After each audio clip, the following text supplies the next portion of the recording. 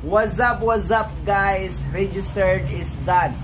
Akong gihawag ang mga katawhan diri sa lungsod sa Lala nga diin nagsugod na ang rehistro 1 until 10. Kaya nga ako lang ihawag sa tanan no nga ang transfer wala sa mao na nga ayaw sa mo pag-adto kay dili pa sila mo accommodate og transfer kay wala daw kuno sila ingana sila after na daw sa August 10 mag-sit na pud sila og for registration sa mga transferee.